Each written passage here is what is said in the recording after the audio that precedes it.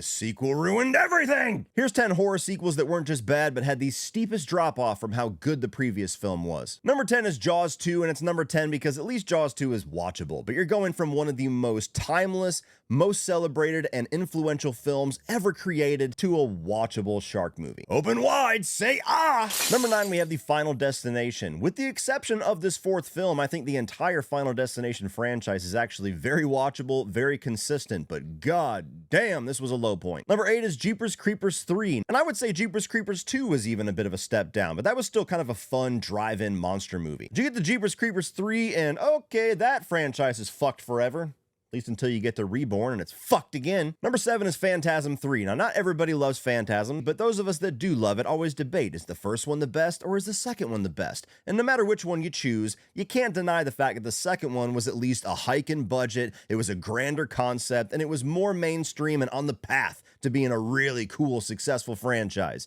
Then the third one comes out and dooms it for the rest of eternity to direct-to-video hell. Number 6 is Candyman Farewell to the Flesh. Now, I was late to the party on Candyman, but for me, the original is an absolute bona fide horror classic. The first one is this incredibly layered look at gothic love stories and how legends can take over towns, and the second one, you have a guy with a hook slashing people from a mirror. Number 5 is Friday the 13th, Part 5, A New Beginning. Now, I do have some guilty pleasure with this one, I gotta admit, but the fourth one, I would say, is easily the best of the classic era, maybe even the best of the entire franchise. And then the follow-up is a softcore porn with a Jason lookalike running around.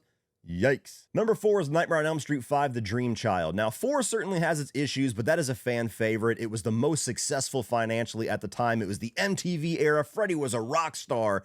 And then the very next film, short of New Nightmare, oddly enough, is the lowest grossing of the entire franchise. It's a boy! No, it's a piece of shit. Coming up next is Halloween 5. I think the lesson to be taken here is that the fourth film is great, don't make a fifth one. You had a great return to form with Return of Michael Myers, you had a great new central character, and a ballsy ending that should have been it.